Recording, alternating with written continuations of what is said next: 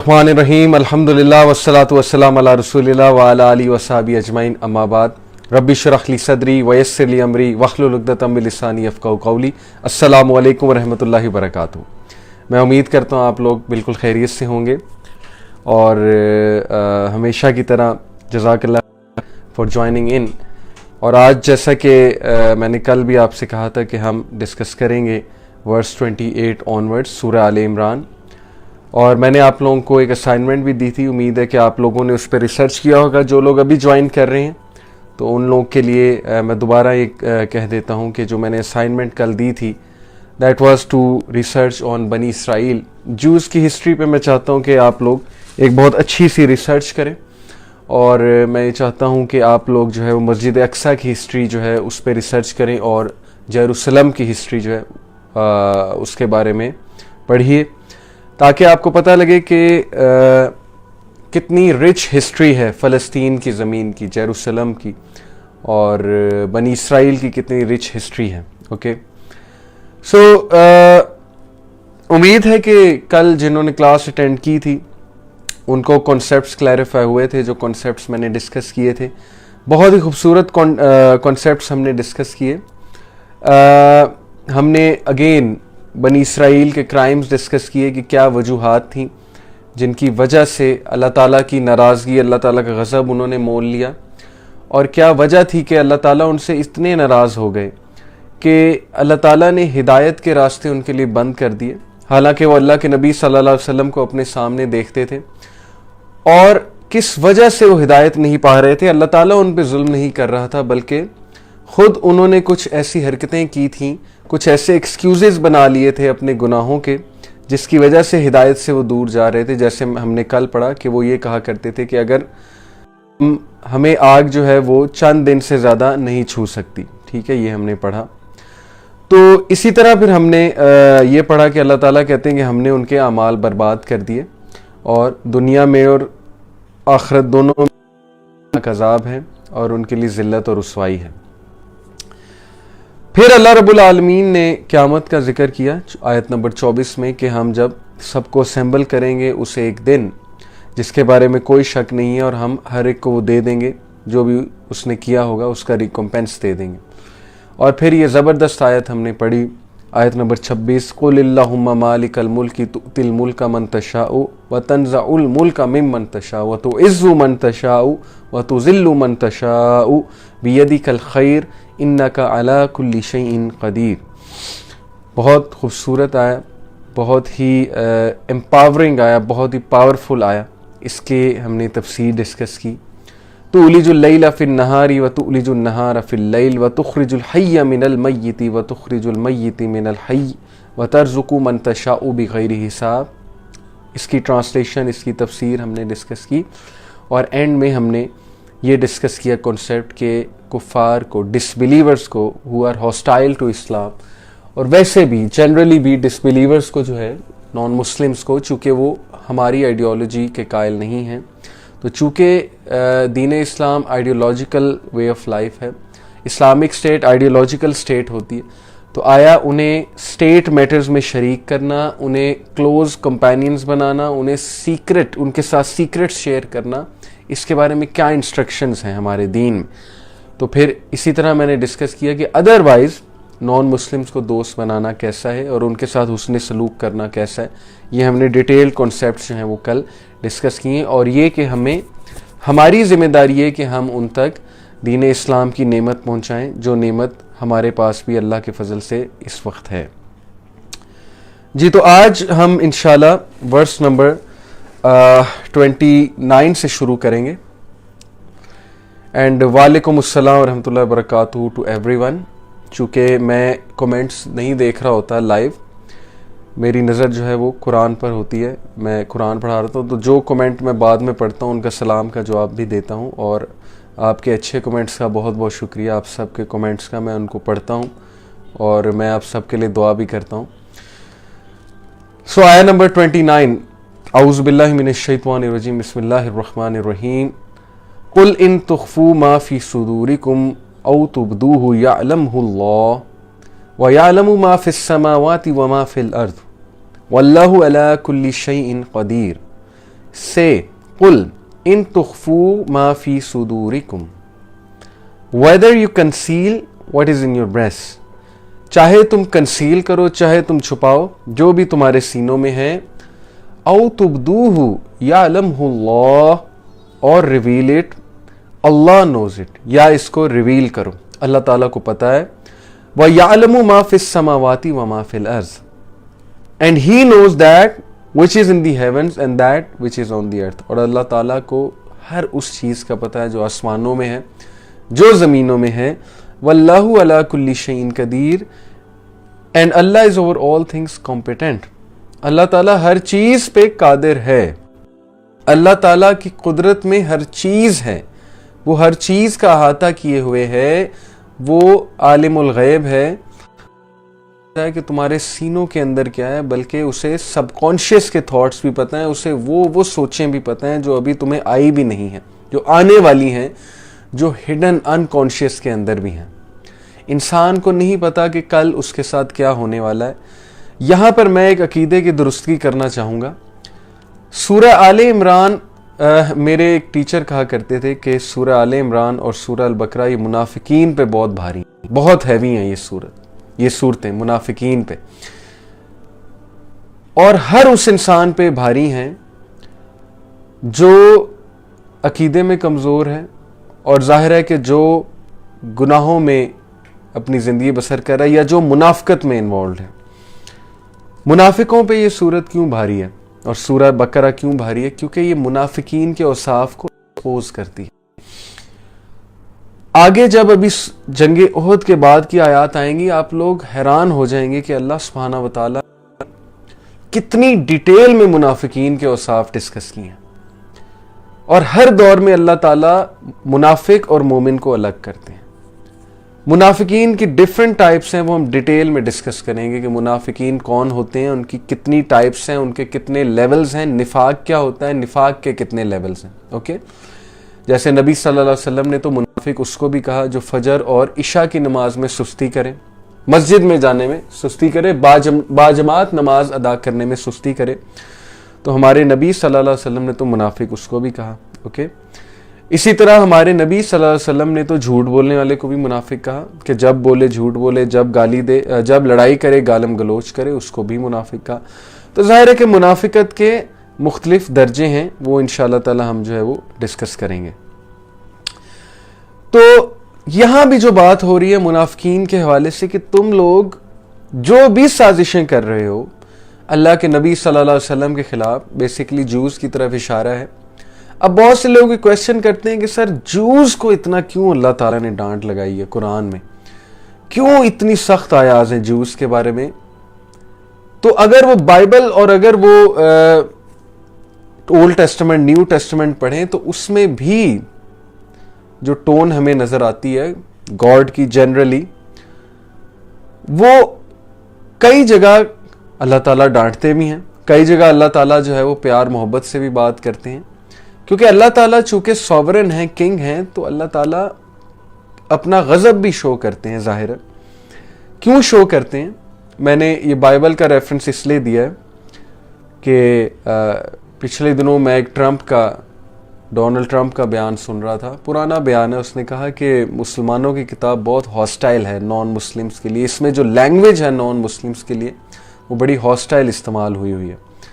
Definitely وہ مسکوٹ کر رہا تھا. کن نان مسلمز کے لیے ہاسٹائل ہے قرآن کی زبان؟ آپ کو پتہ ہے, ابو جہل, ابو لہب, جو کہ بہت زیادہ نبی صلی اللہ علیہ وسلم کے خلاف سازشیں کرنا, ان کو ہرٹ کرنا, ان کو تکالیف پہنچانا.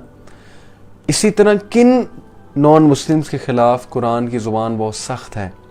اللہ رب العالمین نے بہت سخت الفاظ استعمال کیے ہیں.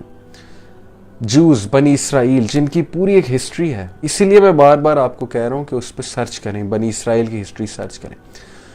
تو اگر وہ لوگ یہ کہتے ہیں کہ قرآن کی لینگویج سخت ہے, تو وہ کبھی شاید انہوں نے اپنی کتاب نہیں پڑھی, بائبل نہیں پڑھی, کہ اس میں اس سے بھی زیادہ سخت لینگویج ہے کفار کے لیے, اس دور کے کفار کے لیے. کیا بائبل میں ایسی ورسز نہیں ہیں جو وار کی باتیں کر رہی ہیں, جو جہاد کی باتیں کر رہی ہیں؟ کیا جو ہے وہ گیتا میں, کیا ویداز میں ایسی لینگویج نہیں ہے؟ بات اصل میں یہ ہے کہ میں نے آپ کو شروع میں بتایا تھا کہ قرآن میں اللہ رب العالمین کی ڈیفرنٹ ٹونز ہیں اور ان کے پیچھے ظاہر ہے کہ ایک حکمت ہے کہ ہر انسان کے لیے قرآن مجید ہے، اور اللہ رب العالمین کو پتہ ہے کہ انسانوں کی سائیکی کیا ہے، انسانوں کو کیسے بات سمجھ لگتی ہے، مختلف انسانوں کو. تو اسی لیے یہاں پر جو بات کی جا رہی ہے منافقین کی، کہ جو کچھ بھی اپنے دلوں میں رکھے ہوئے ہیں، کوئی گرج رکھے ہوئے ہیں، کوئی سازشیں کر رہے ہیں، اللہ تعالیٰ اس کو جانتا ہے. اور اللہ تعالیٰ ہر چیز جانتا ہے، آسمانوں میں کیا ہے، زمینوں میں کیا ہے، اور اللہ تعالیٰ ہر چیز پہ قادر ہے. میں ایک غلطی کا جو ہے وہ غلطی کریکٹ کرنا چاہوں گا ہم لوگوں کی، ہماری سوسائٹی کی، کہ ہمارے ہاں ایک چیز فیمس ہے کہ جب بھی ہم پہ کوئی تکلیف آتی ہے یا جب بھی ہمارے ساتھ کوئی حادثہ ہوتا ہے تو ہماری پہلی انٹرپریٹیشن یہ ہوتی ہے کہ کسی نے جادو کرا دیا. ہماری پہلی انٹرپریٹیشن یہ نہیں ہوتی کہ میری کیا غلطی ہو سکتی ہے، یا ہماری پہلی انٹرپریٹیشن یہ نہیں ہو سکتی، عموماً یہ نہیں ہوتی کہ اس میں لاجیکل ریزنز کیا ہیں. اب جب ہم یہ سوچتے ہیں کہ کسی نے جادو کرایا، ہو سکتا ہے کسی نے کرایا ہو، اس کا انکار میں نہیں کر رہا، ان ایکسٹریم کیسز ہو بھی سکتا ہے، لیکن سپوز کسی نے کرایا بھی ہے، تو کیا اللہ کے اذن کے بغیر وہ انسان ہمیں نقصان پہنچا سکتا ہے جادو سے بھی؟ کیا اگر کوئی بندش کرا بھی دیتا ہے، بندش پہ میں نے پوری ایک ویڈیو بنائی ہے، آڈیو کلپ ہے میرا بندش پہ، کہ بندش ہے کیا، بندش کی حقیقت کیا ہے. مثال کے طور پہ کوئی بندش کرا بھی دیتا ہے تو کیا اللہ کے اذن کے بغیر وہ ہمارے تک ایک چیز پہنچنے سے روک سکتا ہے؟ اب یہ عقیدہ رکھنا کہ اس بندے کی وجہ سے مجھ پہ جادو ایفیکٹ کر گیا ہے، اور اس بندے سے ڈرنا، اور اس بندے کے بارے میں یہ سوچنا کہ اس نے کوئی بندش میرے پہ کرا دی ہے، میں سمجھتا ہوں یہ عقیدے کی کمزوری ہے. ہمیں بار بار یہ آیات سننے کو ملی اب تک جتنا ہم نے پڑھا کہ توکل اللہ پہ کرو. ہمیں سیرت سے کیا پیغام ملتا ہے کہ نبی صلی اللہ علیہ وسلم کے خلاف کرنے میں کچھ، ہر چیز کرنے میں کوئی کسر نہیں چھوڑی مشرکین نے، کفار نے، منافقین نے. الٹیمیٹلی اللہ کے نبی صلی اللہ علیہ وسلم کامیاب ہوئے. اٹس آل اباؤٹ عقیدہ، اٹس آل اباؤٹ حسن ظن ود اللہ تعالیٰ. جس کا عقیدہ اتنا اسٹرانگ ہے، اتنا سالڈ ہے، جس کا اللہ سے تعلق اتنا سالڈ ہے، اسے کوئی چیز نقصان نہیں پہنچا سکتی.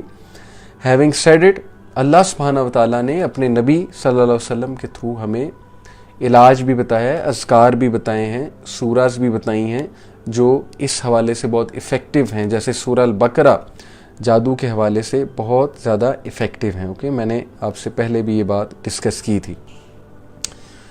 یہ بات میرے ذہن میں اچانک کیسے آئی کہ ظاہر ہے کہ آگے بھی توکل پہ ٹاپک ایک آ رہا ہے، تو میں یہ سمجھتا تھا کہ میں اس حوالے سے جو ہے وہ ہم سب کی کریکشن کروں کہ کسی سے ڈرنے کی کوئی ضرورت نہیں ہوتی، اور کوئی بھی آپ پہ جادو اس طرح سے، پہلی تو بات ہے جادو کرانا اتنا آسان نہیں ہوتا، دوسری بات ہے کہ اللہ کے اذن کے بغیر کچھ نہیں ہوتا.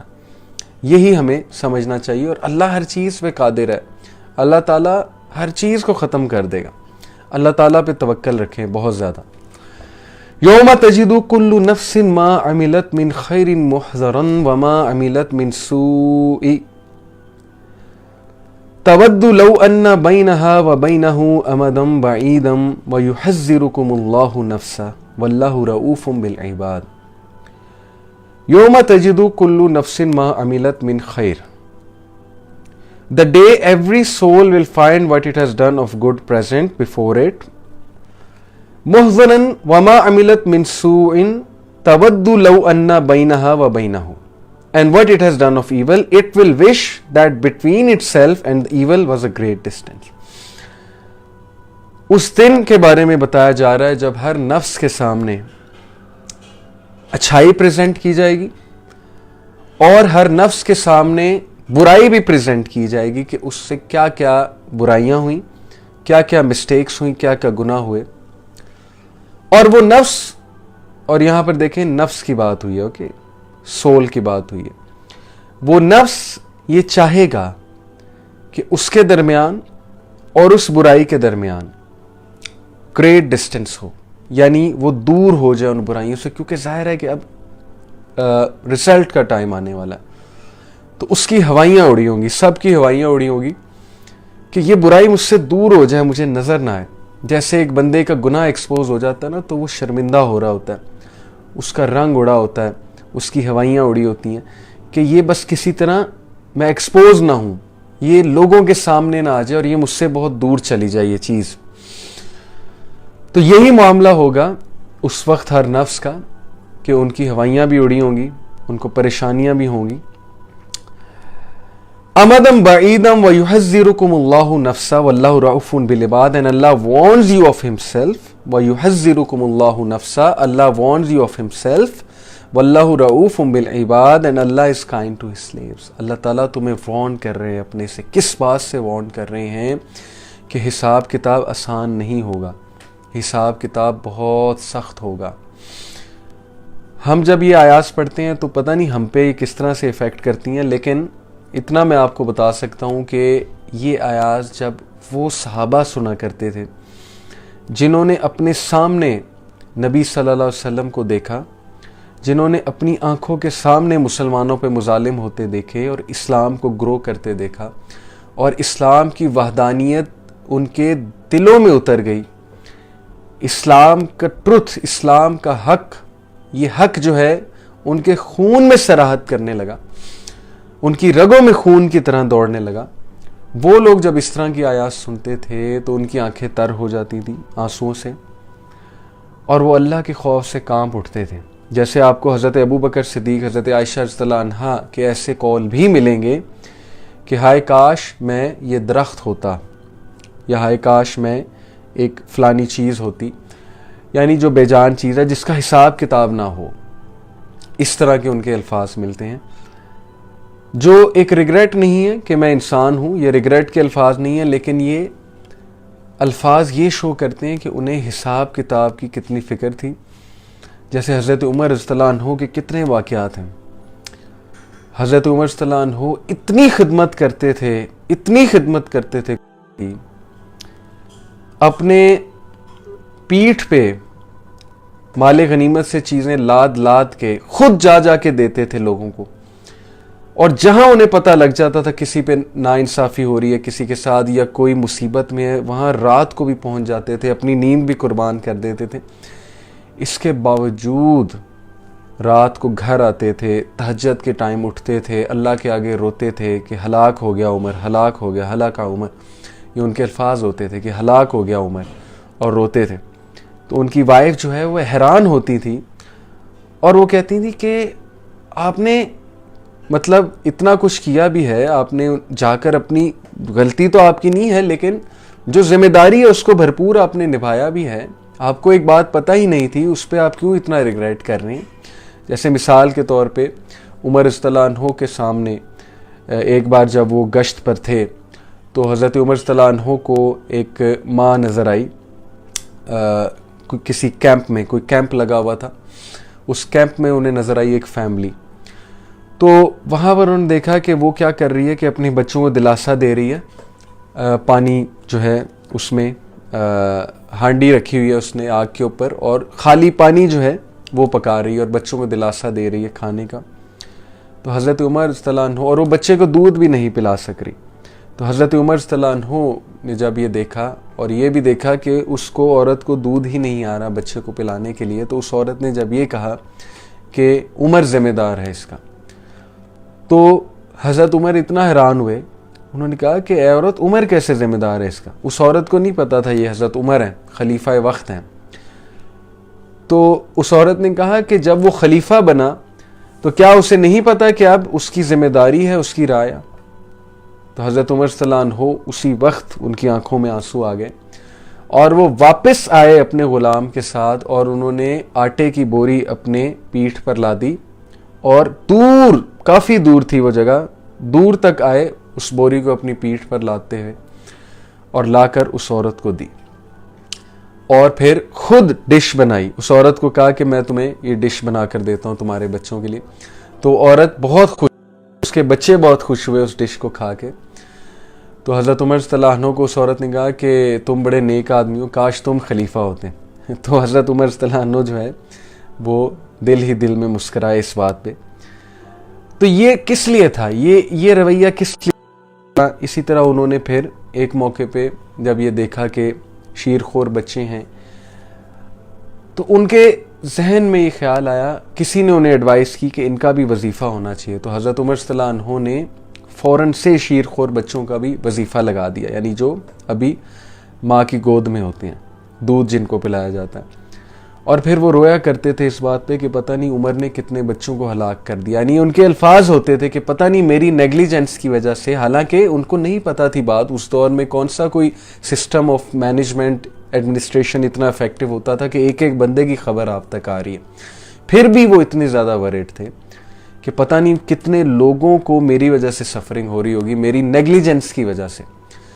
تو ایسے ہی ابو بکر صدیق رضی اللہ عنہ حضرت عمر کو خلیفہ نہیں بنا گیا. آپ کو پتہ ہے ابن مسعود, عبداللہ ابن مسعود رضی اللہ عنہ کے مطابق دنیا کے 3 عقل مند ترین انسانوں میں سے ایک ابو بکر صدیق رضی اللہ عنہ ہیں. انبیاء تو عقل مند ہوتے ہی ہیں, ان کی ڈسکشن نہیں ہو رہی. غیر انبیاء کی جب انہوں نے بات کی تو انہوں نے کہا 3 عقل مند ترین انسان دنیا میں جو گزرے ان میں سے ایک ابو بکر صدیق ہیں. اس کی وجہ کیا ہے کہ اپنے بعد خلیفہ کس کو بنا کر کے, حضرت عمر رضی اللہ عنہ کو, اور سارا صدقہ جاریہ لے گئے. یعنی جو خلیفہ اگلے کو خلیفہ بنا کے جاتا ہے تو وہ خلیفہ جو بھی کام کرتا ہے اس کا سارا صدقہ جاریہ پچھلے کو ہے. یعنی چیک کریں کہ ڈیتھ کے ٹائم پہ بھی صدقہ جاریہ بنا کر گئے. اسی لیے حضرت عمر صلی اللہ عنہ کہتے تھے کہ ابو بکر کا عمر مقابلہ نہیں کر سکتا. یعنی جو اعمال ہیں ابو بکر صدیق رضی اللہ عنہ کے, ان کا مقابلہ عمر نہیں کر سکتا.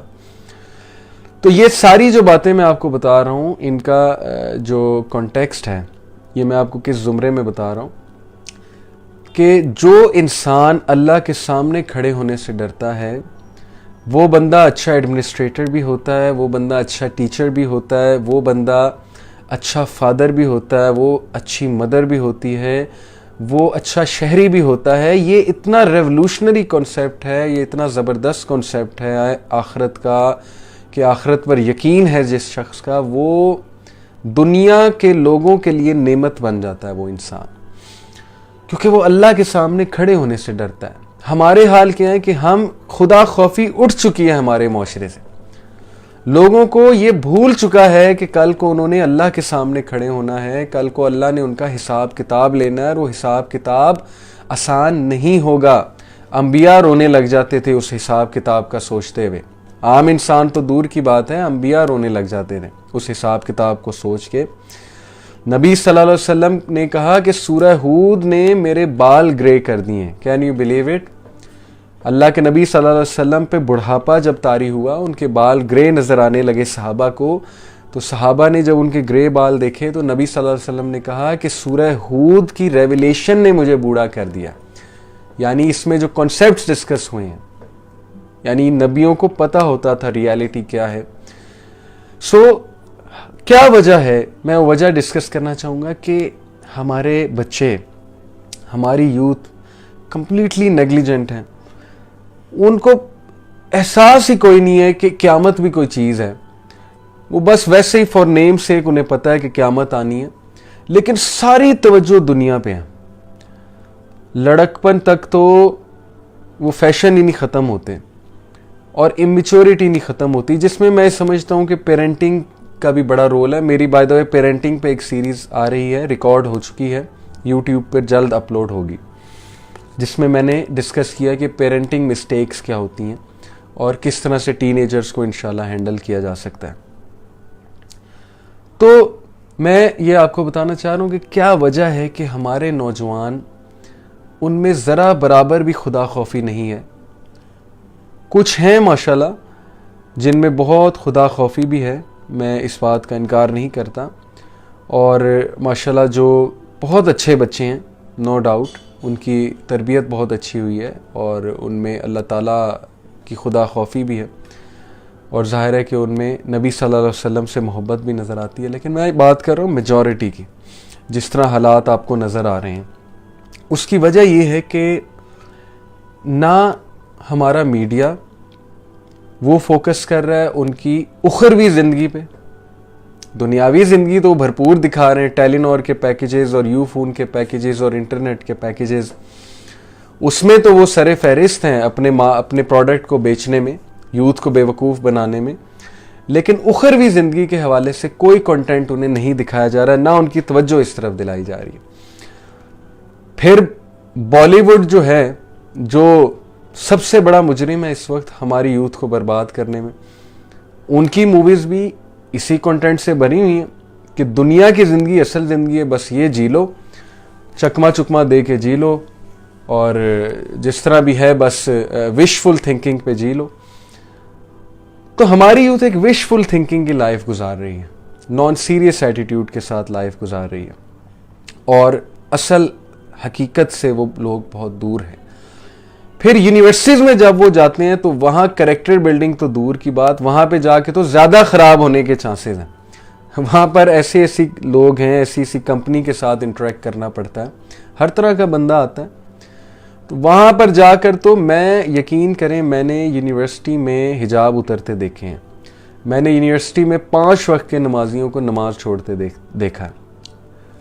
آن the other hand contrary is also true, بہت سے لوگ یونیورسٹی میں آ کے ٹھیک ہو جاتے ہیں, جس کو اللہ ہدایت دے.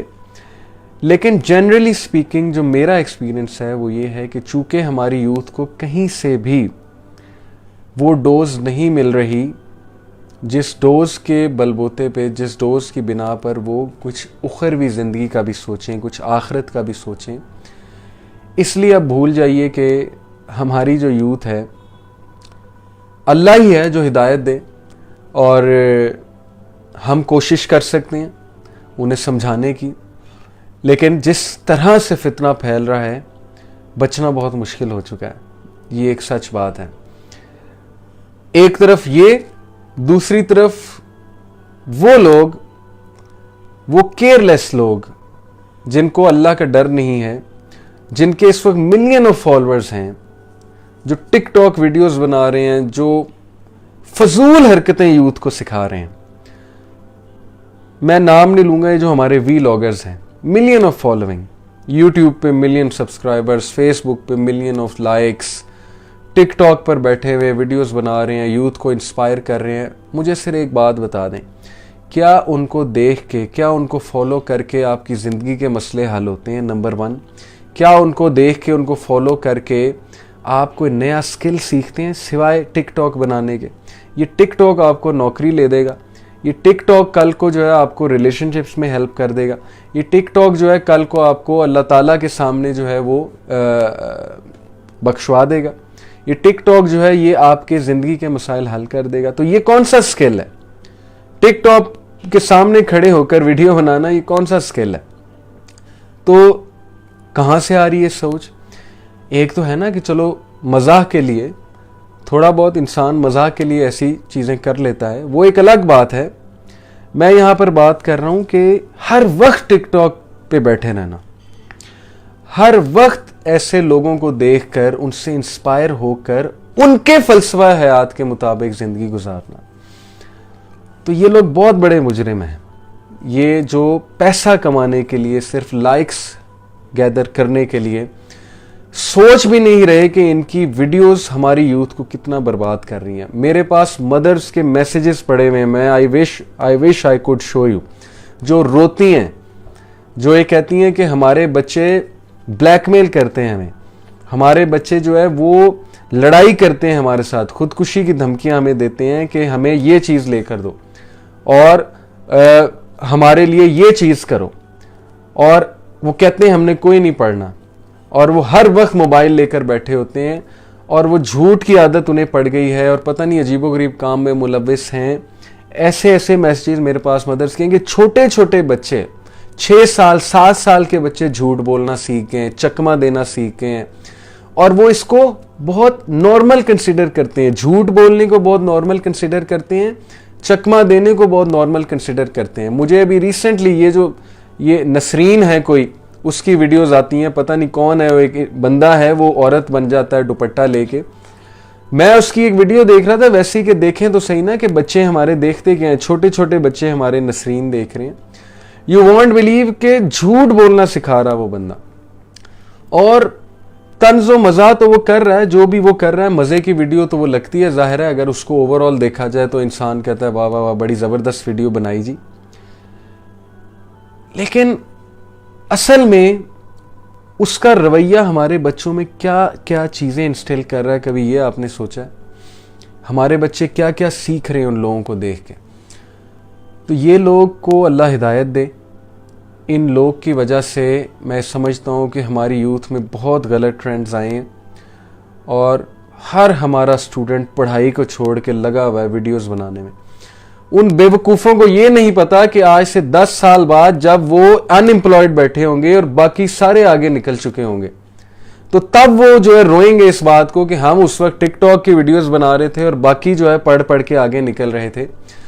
ہم اس وقت ٹائم ضائع کر رہے تھے. ہم جو ہے اس وقت لگے ہوئے تھے موبائل یوز کرنے میں اور باقی چیزوں میں. جو پڑھنے کا ٹائم تھا وہ ہم نے ضائع کر دیا. تو اب وہ بیٹھ کر جو ہے وہ پھر پچھتا رہے ہوں گے کہ اب ہم نے جو ہے وہ کیا کیا. تو اس لیے اللہ ہی ہے جو ان کو سمجھا دے کسی طرح. اللہ ہی ہے جو ان کے مائنڈز میں بات ڈال دے. ادروائز بیڑا غرق کر چکا ہے ہماری یوتھ کا یہ میڈیا اور یہ یوٹیوب پہ اس وقت جو اس طرح کے لوگ ملین آف سبسکرائبرز لے کر آ رہے ہیں. تو اللہ ہی ہے جو ہماری یوتھ کو سمجھا دے. میں دعا ہی کر سکتا ہوں. باقی یہ کہ کئی بار ہم نے سمجھایا بھی ہے اور پازیٹیو ایونیوز بھی دینی چاہیے یوتھ کو. ان کو اگر کسی کو ویڈیو بنانے کا ہی شوق ہے تو اسے اچھی ویڈیوز کی طرف ڈائریکٹ کرنا چاہیے. اس سے ٹک ٹاک پہ اچھی ویڈیوز بھی بن سکتی ہیں. اگر چلو اس نے بنانی ہے, وہ اتنا ایڈکٹ ہو چکا ہے, تو وہ کوئی اچھی ویڈیوز بھی تو بنائے نا. کوئی اچھے ویلاگز بھی بنا لے, کوئی اچھا پیغام دے دے, کوئی پروڈکٹیو پیغام دے دے جو کل کے لیے اس کے لیے صدقہ جاریہ بھی بنے. صرف یہ نہیں کہ بیٹھ کر ٹائم ہی ضائع کرتے رہنا. تو ہم صرف بتا ہی سکتے ہیں. اور اس کی وجہ یہ ساری ڈسکشن میں نے کیوں کی, آپ یہ سوچیں گے کہ ہم پڑھ سورہ آل عمران رہے ہیں لیکن یہ ڈسکشن کچھ اور کر رہے ہیں. یہ ڈسکشن اس لیے کی ہے کیونکہ ہمارے نوجوان اور ہم بحیثیت معاشرہ فکر آخرہ کا کنسیپٹ بھول چکے ہیں, ذہن سے نکال چکے ہیں. ہماری ساری توجہ دنیا میں ہے اور جس ایجنڈے پہ اس وقت وہ لوگ کام کر رہے ہیں, جو بھی ہیں وہ لوگ, فری میسنز ہیں, الومیناٹی ہیں, جو بھی ہیں, لیکن ہیں جو ایک شیطانی ایجنڈے پہ کام کر رہے ہیں, ان کی کوشش یہ ہے کہ ہر گھر میں آگ لگ جائے, ہر گھر تباہ ہو جائے, لوگ اتنے ان پروڈکٹیو ہو جائیں, نوجوان کا دماغ ہی جو ہے وہ خراب ہو جائے, ان کے مسئلے مسائل ہی نہ ختم ہوں, وہ یہ سوچیں ہی نہ کہ ان کو کنٹرول کیا جا رہا ہے. دین کی بات تو وہ کب سوچیں گے, ان کے دماغ ہی اتنے خراب کر دیے جائیں کہ جب تک ان کی شادی کی عمر آئے تو ویسے ہی وہ ذہنی مریض بن چکے ہیں بہت زیادہ. تو بہرحال مایوس نہ ہوں, اللہ تعالیٰ سے دعا کریں. میں نے بہت سے نوجوانوں کو اپنی زندگی 180 ڈگری پلٹتے بھی دیکھا ہے. میں اس سفر میں جب سے 7-8 سال بلکہ 13 سال الحمدللہ ہو گئے, 2007 سے لے کے اب تک, ان 13 سالوں میں نے ایسے نوجوانوں کو پلٹتے دیکھا ہے جن کے بارے میں کنفرم حتمی طور پہ آپ کہہ سکتے تھے کہ یہ تو گیا, یہ تو ہوپ لیس کیس. تو میں نے ہوپ لیس کیسز کو ہوپ فل کیسز بنتے دیکھا ہے, اور میں نے نہ صرف انہیں ہوپ فل کیسز بنتے دیکھا ہے, میں نے انہیں دین کا دائی بنتے دیکھا ہے. ہوپ لیس کیسز کو کہ میرے پاس بہت مثالیں ہیں, ابھی نام کیا لینا, بس بات یہ ہے کہ میرے سامنے اپنے ہی سٹوڈنٹس کی ایسی کئی مثالیں ہیں جو 180 ڈگری چینج ہوئے. اسکول کے سٹوڈنٹس کی بات کر رہا. تو ہدایت اللہ سبحانہ و تعالیٰ کے ہاتھ میں ہے. آپ دعا ضرور کریں سب کے لیے, لیکن یہ ہے کہ بہت ہی المیہ ہے اور بہت ہی سیریس سچویشن ہے. پیرنٹنگ آسان نہیں رہی 21ویں صدی میں. وہ چیلنجز پیرنٹس کو آنے والے ہیں کہ آپ لوگ سوچ بھی نہیں سکتے. اور یہ ساری چیزیں کیوں ہو رہی ہیں؟ اچھے لوگوں کی خاموشی کی وجہ سے. ایک فلسفہ نگار کا کوٹ ہے نا کہ دنیا برے لوگوں کی وجہ سے تباہ نہیں ہوگی, دنیا اچھے لوگوں کی خاموشی کی وجہ سے تباہ ہوگی. تو جب تک ہم خاموش ہیں, ہم اس فلسفہ حیات کو قبول کر چکے ہیں جو ہم پر اس وقت مسلط کیا جا رہا ہے. ہم کوئی آواز نہیں ریز کر رہے, اویئرنیس نہیں ریز کر رہے, ہم کوئی ایکشن نہیں لے رہے, تو بس ٹھیک ہے, پھر اسی طرح رہے گا. ہیونگ سیڈ اٹ, جو بچے اس چیز میں ملوث ہیں تو پیرنٹس اب بہت زیادہ سٹریس میں آ کے ایکسٹریم ایکشنز بھی نہ لیں. وہ تو پھر لڑائی ہی ہوگی نا. اگر آپ ابھی یہ لیکچر سننے کے بعد ابھی جائیں گے اور سب کچھ چھین لیں گے ان سے, تو پھر تو لڑائی ہو جائے گی. تو یہ ساری باتیں کرنے کا مقصد یہ تھا کہ آپ کو آگاہ کر دیا جائے کہ فتنہ کتنا زیادہ ہے, اور آپ کو یہ آگاہ کر دیا جائے کہ ہمارے بچوں کی تربیت اس وقت جو چیزیں کر رہی ہیں وہ ایٹ لیسٹ انہیں خدا خوفی والا انسان نہیں بنا رہی ہیں، بلکہ وہ انہیں پارٹی لور اور دنیا کے ساتھ obsession سکھا رہی ہیں کہ دنیا کے ساتھ obsessed ہو جاؤ، دنیاوی چیزوں کے ساتھ obsessed ہو جاؤ. نہ کوئی نماز کی فکر ہے، نہ کوئی جو ہے وہ اللہ رسول کی فکر ہے، کچھ بھی نہیں ہے. تو اس لیے ایسی یوتھ کو حکمت کے ساتھ ہینڈل کرنا ہے، ایک دم بھی جا کر جو ہے وہ ہر چیز نہیں چھین لینی. یہ میرا مقصد نہیں تھا کہ آپ ایسا کریں. اللہ ہدایت دے سب کو، اور ہمیں جتنا ہم بچ سکتے ہیں ہم بچیں، دوسروں کو بھی بچائیں. تو اللہ تعالیٰ یہاں پر جو ہمیں بتا رہے ہیں آیت نمبر 30 میں، یوم تجد کل نفس ما عملت من خیر محضرا وما عملت من سوء تود لو ان بینہا و بینہ، کہ the day every soul will find what it has done of good present before it and what it has done of evil, it will wish that between itself and that evil was a great distance. وَيُحَذِّرُكُمُ اللَّهُ نَفْسًا, and Allah warns you of himself. وَاللَّهُ رَؤُوفٌ بِالْعِبَادِ, and Allah is kind to his servants. تو reality is quite different. اس دن، آخرت والے دن، اللہ تعالیٰ کہتے ہیں کہ میاں بیوی ایک دوسرے کو نہیں پہچانیں گے، بھائی بھائی کو چھوڑ دے گا. وہ خیر ریالٹی از کوائٹ ڈفرینٹ، اور ہم دنیا کے دھوکے میں پڑے ہوئے. اب جو آیاز آ رہی ہیں بہت ہی ریلیونٹ آیاز ہیں آج کے دور کے حوالے سے اور یوتھ کے حوالے سے. قل ان کنتم تحبون اللہ فاتبعونی یحببکم اللہ ویغفر لکم ذنوبکم واللہ غفور الرحیم. قل کہہ دیجئے، ان کنتم تحبون اللہ، if you should love Allah, فَاتَّبِعُونِي, then follow me. يُحْبِبْكُمُ اللَّهُ, Allah will love you. وَيَغْفِرْ لَكُمْ ذُنُوبَكُمْ, and forgive you your sins. یہ آیا کس کے بارے میں ہے؟ یہودی یہ کہتے تھے اور نصرانی یہ کہتے تھے کہ اللہ، اب وہ بھی اللہ پہ ہی یقین رکھتے ہیں نا، خدا پر تو یقین رکھتے ہیں. ان کا یہ کلیم تھا کہ اللہ ہم سے بہت پیار کرتے ہیں اور ہم اللہ سے بہت پیار کرتے ہیں. تو اللہ تعالیٰ کہہ رہے ہیں کہ اگر یہ مجھ سے پیار کرتے ہیں اور اگر یہ چاہتے ہیں کہ اللہ تعالیٰ ان سے پیار کرے، تو انہیں کہو اے نبی مجھے فالو کریں. کیا خوبصورت بات ہے کہ اللہ نے اپنی محبت کی کنڈیشن رسول اللہ سے محبت میں رکھ دی. یہ ہے فلسفہ کہ نبی صلی اللہ علیہ وسلم کو جب تک ایک انسان اپنی زندگی کے تمام معاملات کے فیصلوں میں جج نہیں مان لیتا، فیصلہ کرنے والا نہیں مان لیتا، تو خدا کی قسم اس نے ایمان نہیں پایا. تو وہ ایمان کے کسی درجے میں نہیں آتا جب تک کہ وہ اللہ کے نبی صلی اللہ علیہ وسلم سے سب سے بڑھ کے محبت نہیں کرتا، تو اس نے ایمان نہیں پایا. اور اللہ کے نبی صلی اللہ علیہ وسلم سے محبت کا تقاضا کہ اللہ کے نبی کی اطاعت کرو. اب ہمارے معاشرے میں آپ کے سامنے ہے، ہم نے محبت سمجھ لی کہ محبت صرف کلمات کا نام ہے، محبت صرف تعریفی کلمات ہیں کہ کوئی اشعار پڑھ لیے اور کچھ نعتیں پڑھ لیں، بیٹھ کر میلاد ارینج کروا لیا. دیکھیں وہ بھی میں نہیں کہتا کہ وہ غلط ہے، اگر تو وہ نعتیں بہت ہی خوبصورت اشعار پر مشتمل ہیں اور ان اشعار میں کوئی غلو نہیں ہے، کوئی شرک کا پہلو نہیں ہے، تو پڑھنے میں کوئی حرج نہیں. بلکہ کچھ اشعار سے واقعی نبی صلی اللہ علیہ وسلم کی محبت ڈیولپ ہوتی ہے دل میں. لیکن اگر آپ سوسائٹی کی طرف دیکھیں تو عمل کم ہے اور یہ والی چیزیں زیادہ ہیں، یعنی منہ سے اشعار ادا کرنا یہ زیادہ ہے اور عمل جو ہے وہ کم ہے. لوگ بیٹھ کر دین کی ڈسکشنز کرتے ہیں لیکن عمل کم ہے. نماز کا وقت ہوتا ہے ہم نماز نہیں پڑھتے، جب سود سے بچنے کی باری آتی ہے ہم سود سے نہیں بچتے، ہم بے بس ہو جاتے ہیں اور گناہوں کے آگے بھی بے بس ہو جاتے ہیں. تو اصل بات ہے کہ اگر تم محبت چاہتے ہو اللہ کی تو پھر فاتبعونی، پھر مجھے فالو کرو، یعنی نبی صلی اللہ علیہ وسلم کو فالو کرو. ان کی اطاعت نظر آنی چاہیے تمہاری زندگی سے.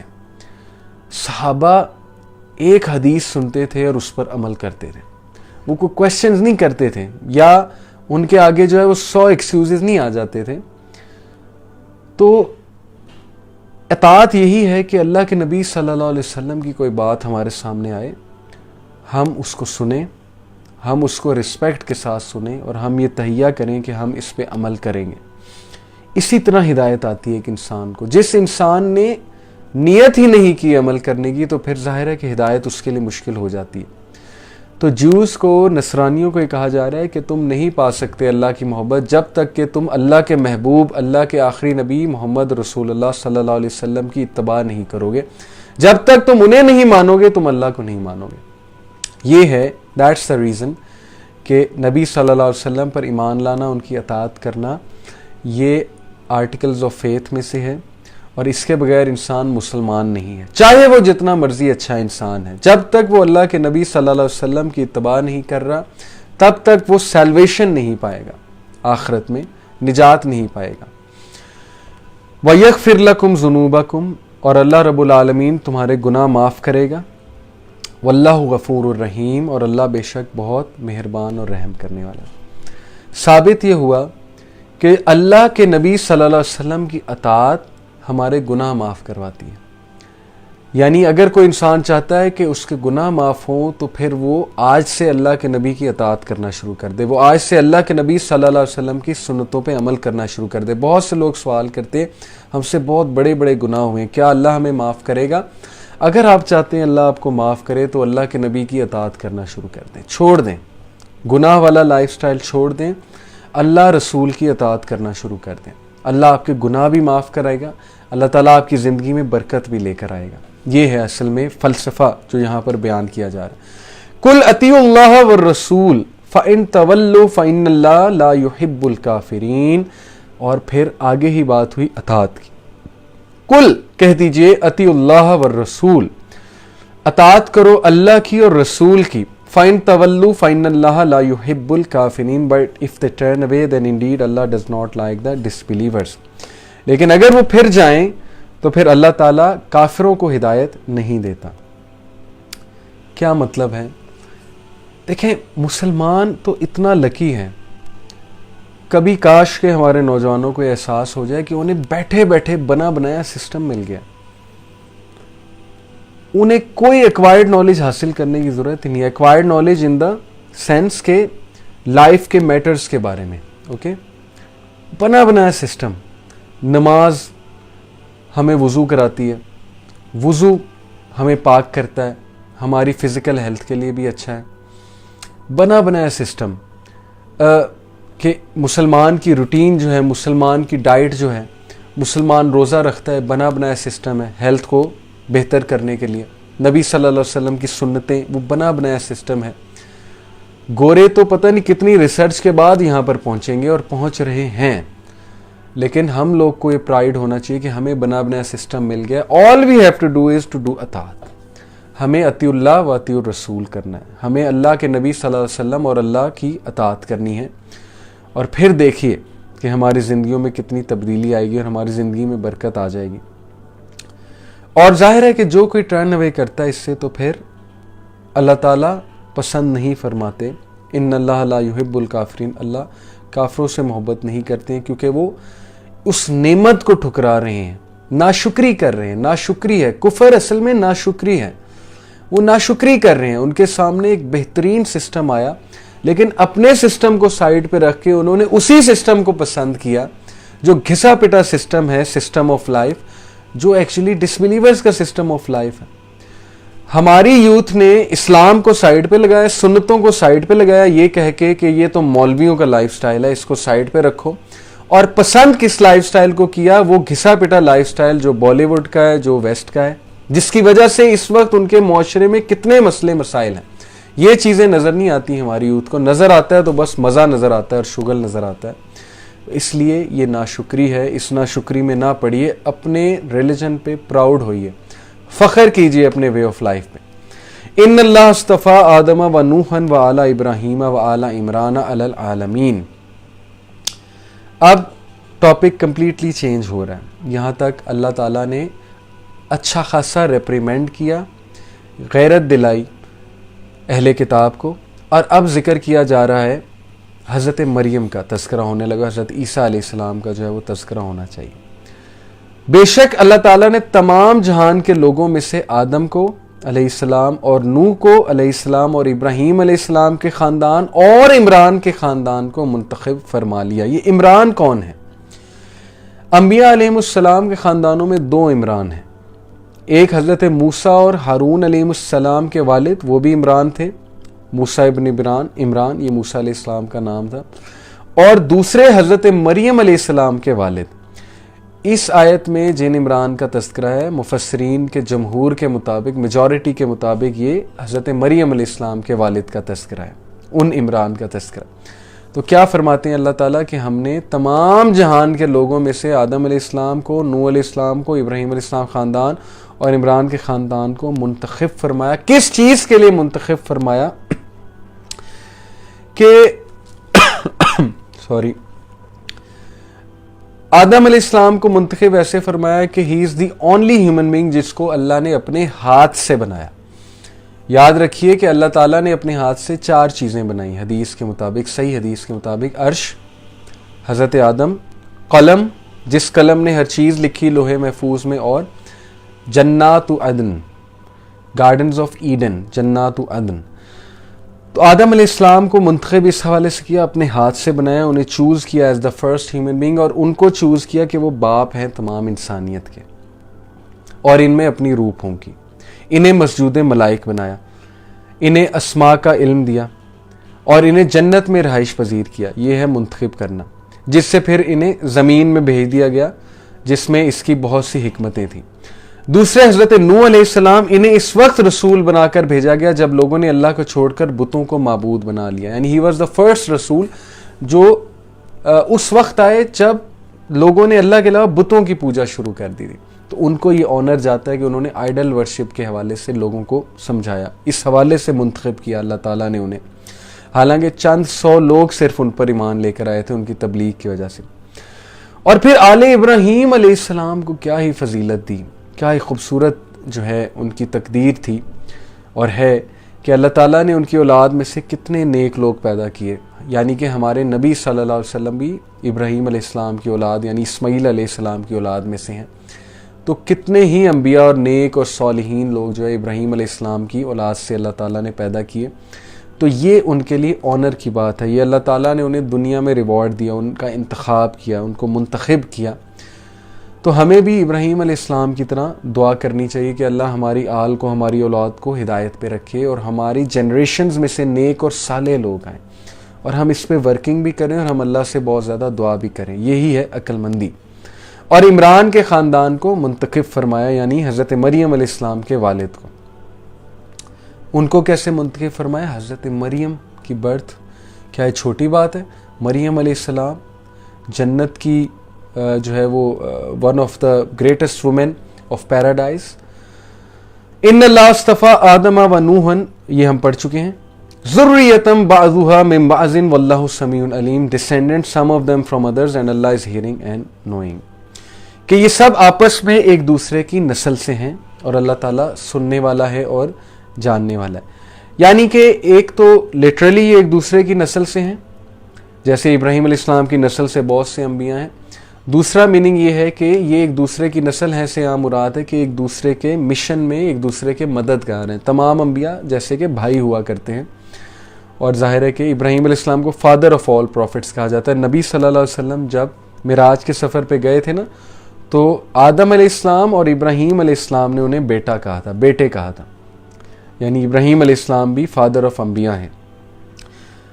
تو بات ہو رہی ہے مریم علیہ السلام کی، اور پھر ان کے بطن سے اللہ سبحانہ و تعالیٰ نے جنم دیا عیسیٰ علیہ السلام کو بغیر باپ کے، جو اللہ کا ایک معجزہ ہے، اور یہ اللہ کے لیے مشکل نہیں۔ اب ظاہر ہے کہ مکالمہ کرسچن سے ہو رہا ہے نجران کے موقع پہ، اور کرسچن وفد آیا ہوا ہے اللہ کے نبی صلی اللہ علیہ وسلم سے ڈیبیٹ کرنے۔ تو اب ذرا آپ کس خوبصورتی سے اللہ تعالیٰ نے اس پیسج کو بیان فرمایا ہے۔ آپ دیکھیے کہ نصرانیوں کا عقیدہ بھی واضح کیا جا رہا ہے، کرسچینٹی کا، اور کس طرح سے مسلمان ان سے ڈیبیٹ کر سکتا ہے۔ یہ پوری انسٹرکشنز ہمیں دی جائیں گی کہ سب سے پہلے اللہ تعالیٰ نے ہسٹری کھولی کہ مریم تھیں کون اصل میں، اور عمران کون تھے، اور عیسیٰ کون تھے، اور کیا واقعات و حالات تھے۔ تو دعویٰ کا پہلا جو اصول ہے وہ یہ ہے کہ ان سے ان کے ریلیٹڈ چیزیں ڈسکس کی جائیں جو ان کے انٹرسٹ کی ہیں، اور ان کی ہسٹری ان کی ہسٹری کی بات ان سے کی جائے۔ اس سے پہلے کہ ہم اصل مدعے کی طرف آئیں، ہم تھوڑا سا بیک گراؤنڈ ڈسکس کریں۔ इस قالت امرأة عمران ربی انی نظرت لک ما فی بطنی محررا فتقبل منی انک انت السمیع العلیم. Mention of Muhammad sallallahu alaihi wasallam when the wife of Imran said, مریم علیہ السلام کی والدہ, My Lord, اے میرے رب, indeed I have pledged to you what is in my womb.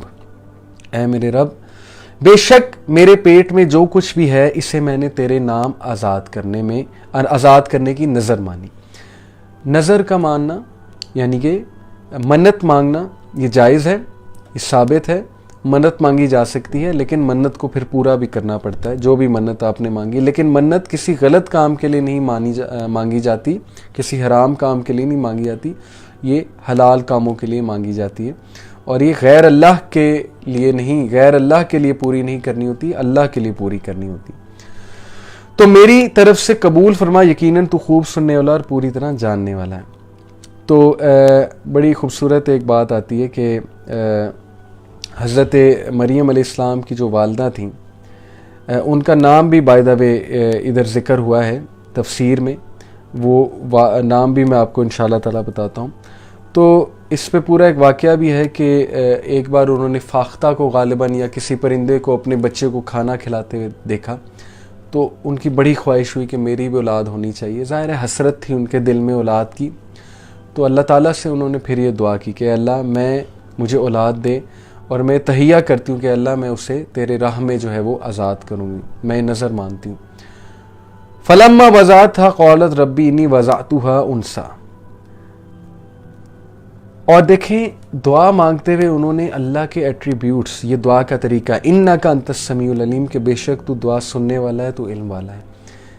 سیکھیں دعا اللہ سے کیسے کرتے ہیں, اللہ کے ناموں سے اللہ کو پکارتے ہیں, اللہ کے ناموں کا واسطہ دیتے ہیں اللہ کو کہ بے شک ہے میرے رب, تیرے علاوہ کوئی اس دعا کو قبول نہیں کر سکتا, تیرے علاوہ کوئی نہیں مجھے دے سکتا یہ چیز, اور تو ہی سننے والا ہے, تو میری دعا سن رہا ہے, مجھے پورا یقین ہے تو میری دعا سن رہا ہے, میری التجا سن رہا ہے, اور تو بہت علم رکھنے والا.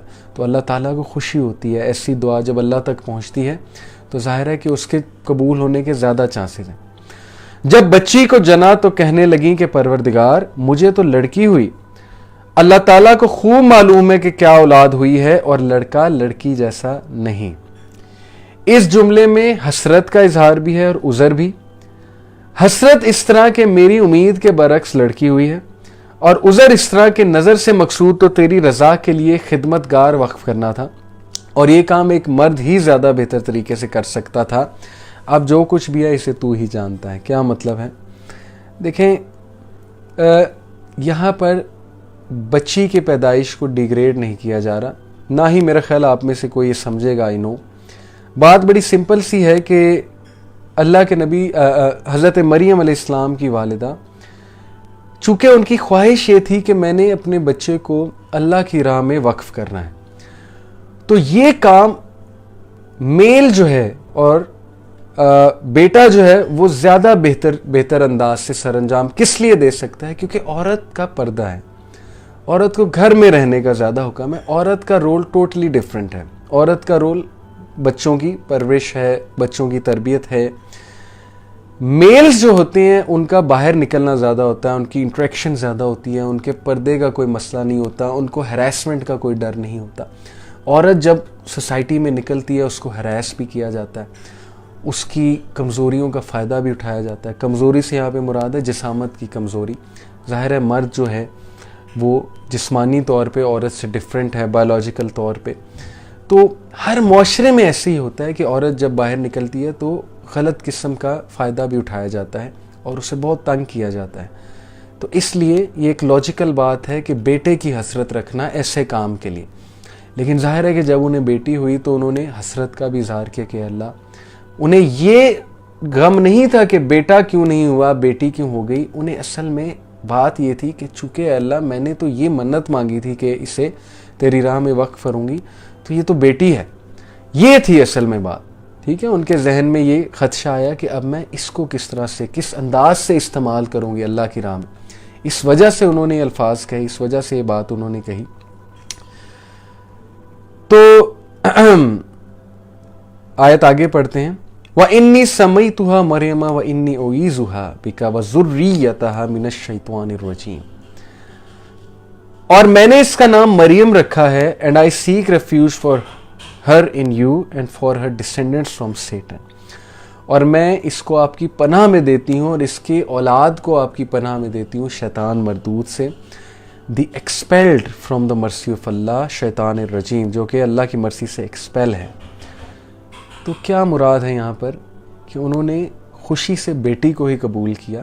شروع میں حسرت شو کی کہ بیٹا ہوتا تو میرے ذہن میں اس کا ایک الگ پلان تھا آپ کے راستے میں وقف کرنے سے, لیکن آپ دیکھیں کہ اللہ نے حضرت مریم سے کیا کام لے لیا.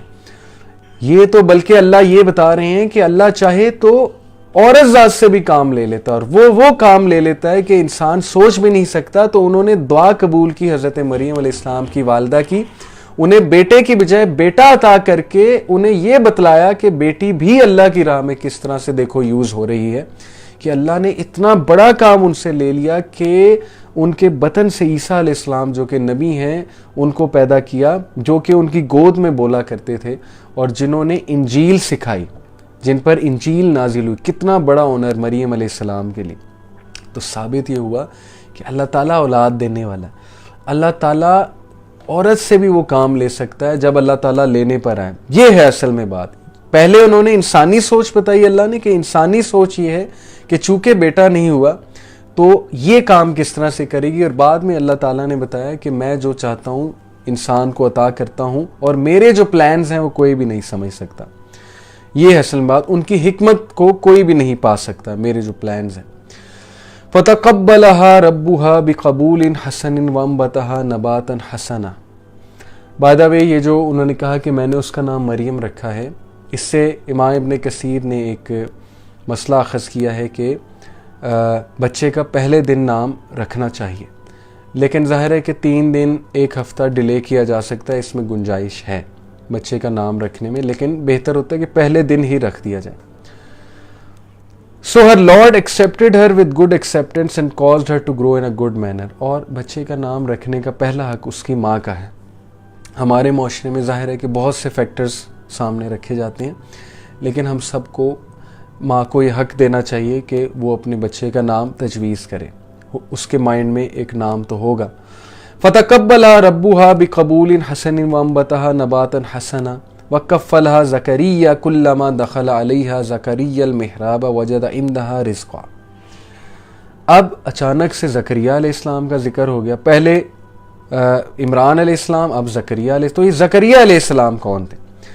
جب بچی کو جنا تو کہنے لگی کہ پروردگار مجھے تو لڑکی ہوئی, اللہ تعالیٰ خوب معلوم ہے کیا اولاد ہوئی, اور لڑکا لڑکی جیسا نہیں, یہ ہم پڑھ چکے ہیں. بس اسے اس کے پروردگار نے اچھی طرح قبول فرمایا اور اسے بہترین پرورش دی مریم علیہ السلام. اچھا ایک بات کہ انہوں نے شیطان سے پناہ مانگی مریم علیہ السلام کے حوالے سے, تو اس سے ثابت ہوتا ہے کہ اولاد جب پیدا ہوتی ہے تو نبی صلی اللہ علیہ وسلم کی حدیث ہے کہ شیطان مس کرتا ہے, ٹچ کرتا ہے آ کے بچوں کو, تو بچے پھر روتے ہیں, بلبلاتے ہیں. تو تب اعوذ باللہ من الشیطان الرجیم بھی پڑھنا چاہیے, شیطان سے پناہ مانگنی چاہیے. اور حدیث میں آتا ہے کہ حضرت مریم علیہ السلام کو اور حضرت عیسیٰ علیہ السلام کو اللہ تعالیٰ نے شیطان کے اس مس سے محفوظ رکھا ہے, یعنی اس ٹچ سے محفوظ رکھا ہے, ورنہ وہ ہر بچے کو آ کے ٹچ کرتا ہے. یہ اب کیا ٹچ کرتا ہے, وہ کس طرح سے کرتا ہے, اس میں جانے کی ضرورت نہیں ہے. بس وہ دشمنی کی بیسس پہ آ کے وہ اس بات سے ڈرتا ہے کہ یہ مومن پیدا ہوا ہے اور یہ کہیں مواحد نہ بن جائے, تو ظاہر ہے کہ وہ پہلے اس پہ نظر رکھتا ہے. تو اعوذ باللہ پڑھنی چاہیے. اس کی خیر خبر لینے والا زکریا علیہ السلام کو بنایا ہوا زکریا. حضرت زکریا علیہ السلام مریم علیہ السلام کے خالو بھی تھے, اس لیے بھی علاوہ ازیں اپنے وقت کے پیغمبر ہونے کے لحاظ سے بھی وہی سب سے بہترین کفیل بن سکتے تھے جو حضرت مریم علیہ السلام کی مادی ضروریات اور علمی و اخلاقی تربیت کے تقاضوں کا صحیح اہتمام کر سکتے تھے. حضرت زکریا ان کے خالو تھے, اس دور کے نبی بھی تھے, اور حضرت زکریا علیہ السلام نے جب مریم علیہ السلام کو دیکھا تو ان میں بھی خواہش پیدا ہوئی, بڑھاپے میں تھے, کہ اللہ میں تجھ سے دعا کر کے کبھی مایوس نہیں ہوا. یہ سورہ مریم میں آتا ہے, اے اللہ میں تجھ سے دعا کر کے کبھی مایوس نہیں ہوا, مجھے بھی نیک اولاد دے, مجھے بھی ایسی اولاد دے. کیا بات ہے کہ ایک نیک عورت کو دیکھ کر, ایک نیک بچی کو دیکھ کر وہ بھی اولاد کی حسرت رکھ رہے ہیں, اور اللہ سے کیا امید لگا رہے ہیں کہ بے شک میں بوڑھا ہو چکا ہوں لیکن مجھے ابھی بھی تجھ سے امید ہے, تو ابھی بھی دے گا. تو never be hopeless of Allah's mercy. اللہ چاہے تو وہ معجزے ہو جاتے ہیں کہ آپ سوچ بھی نہیں سکتے. ٹھیک ہے, تو اس لیے زکریا علیہ السلام کا یہاں تذکرہ آ رہا ہے کہ زکریا علیہ السلام کو بنایا ان کا کفیل. جب کبھی زکریا ان کے